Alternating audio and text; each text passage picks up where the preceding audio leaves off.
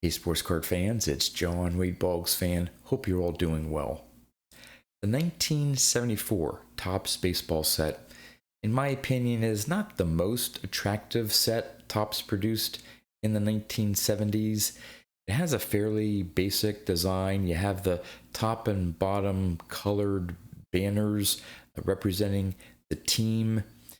And the only real significant rookie card in the set is of Hall of Famer Dave Winfield. The one thing, though, that the set does have are some really nice player images.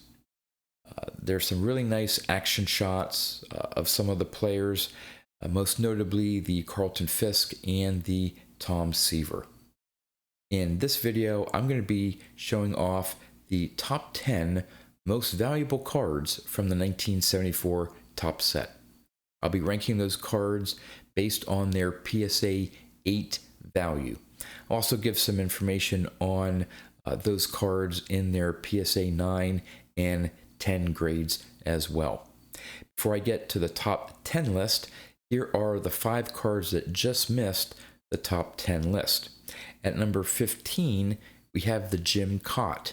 Now, that's probably because of his recent induction into the Hall of Fame, and collectors out there want to get a graded copy of the Hall of Famers in the set, and I would suspect that there are not many Jim Kaat graded examples, so with the low supply generally means higher prices, so his card came in at number 15.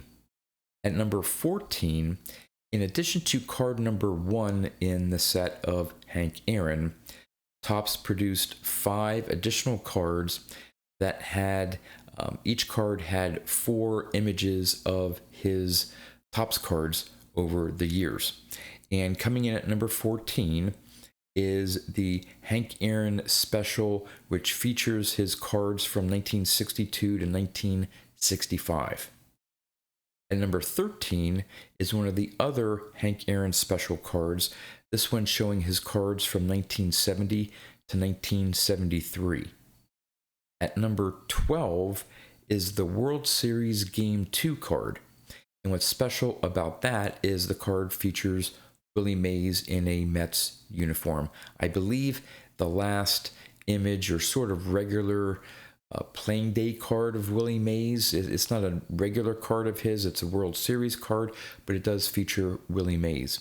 And then at number 11, we have the Willie McCovey, but this one is the version that features him playing for the Washington Padres as opposed to the San Diego Padres.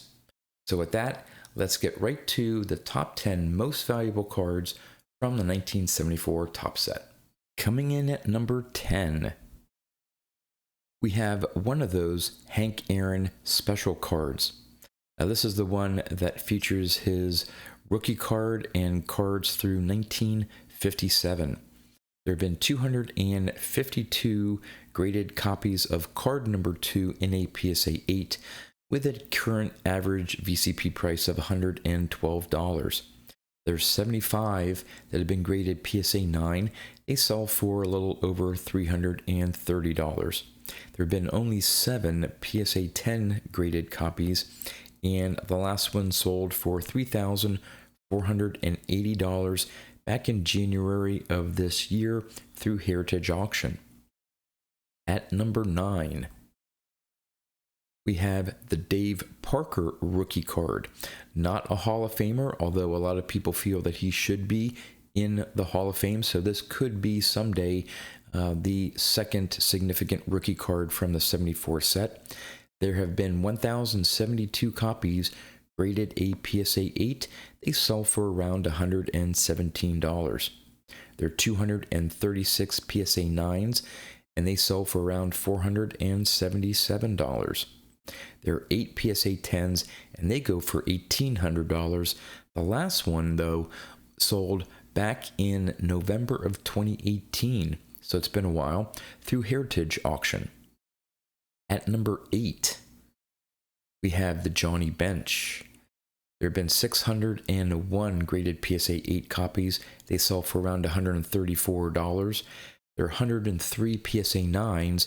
They sell for just shy of $1,500, which would place the Johnny Bench card at the number 4 position if we're looking at PSA 9 graded copies.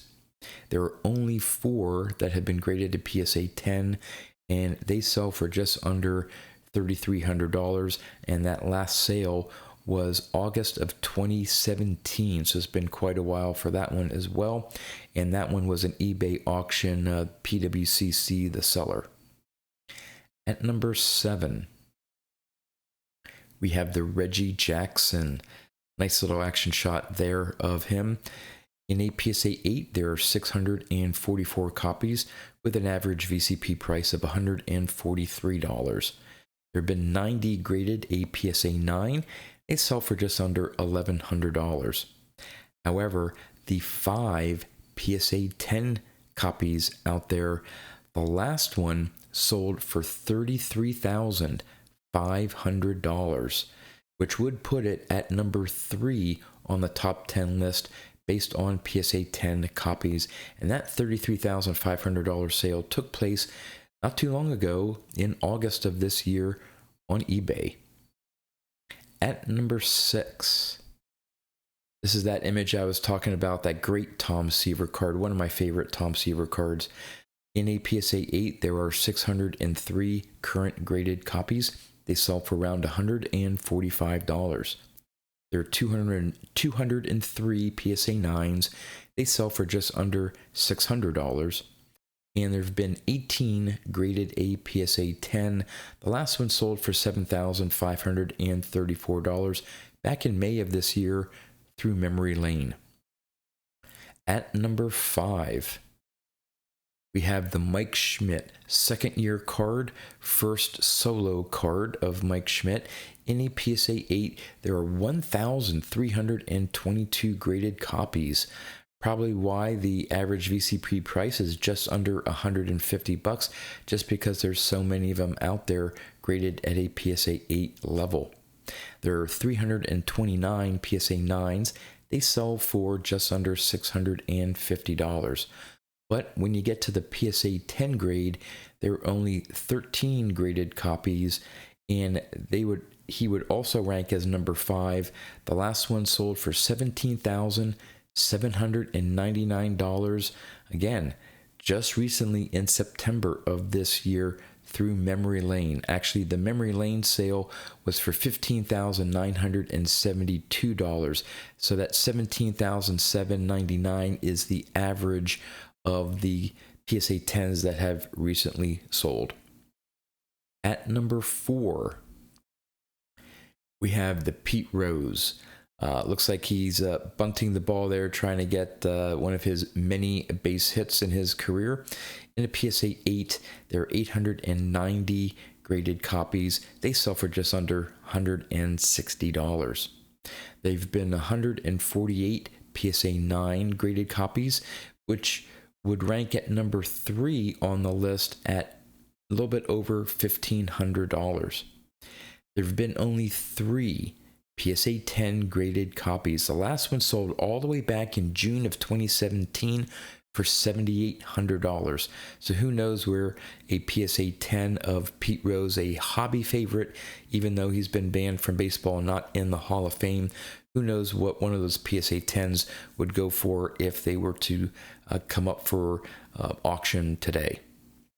All right, now for the top 3, the last 3, the 3 highest, most valuable cards from the 74 top set. At number 3, we have the Nolan Ryan. Great shot of Nolan Ryan. One of my favorite Nolan Ryans. I have a few, and there's some great ones out there, but this is on my top list there.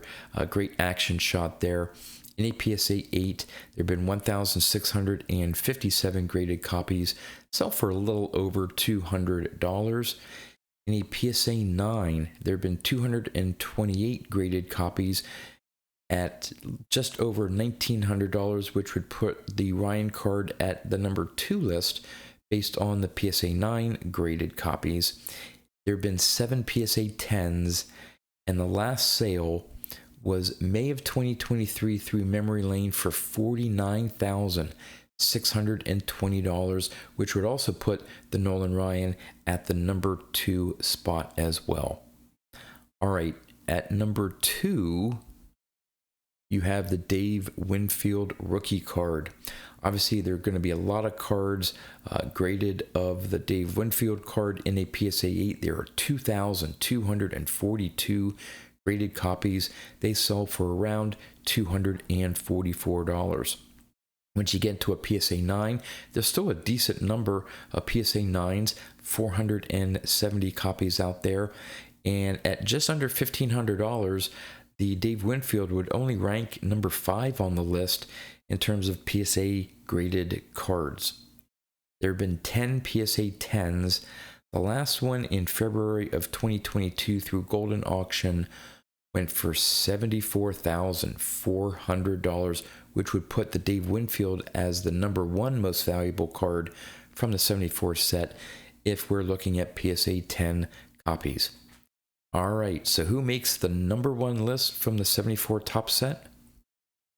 It is card number 1. Yes, the Hank Aaron new all-time home run king. Obviously, Topps produced this card before he actually did break Babe Ruth's record. I'm sure they were very happy that he did that. I think he was only 6 or 7 home runs away going into the 74 season. In a PSA 8, there are 766 graded copies. They sell for just over $350. In a PSA 9, there have been 116 graded copies. They go for a little over $3,100, which would also put this Hank Aaron at number 1 based on the PSA 9 grades. As for PSA 10, though, there has been only 1 copy graded PSA 10. And that one sold all the way back in July of 2016 through eBay for $23,299, putting that at number 4 on the list. However, who knows where that one lone PSA 10, what that would sell for if it would come up for auction today. There you go, the top 10 most valuable cards from the 1974 top set. Would love to know in the comments what you think of the cards that made the top 10 list and how they ranked. With that, that's all I have for you. So until next time, thanks for watching.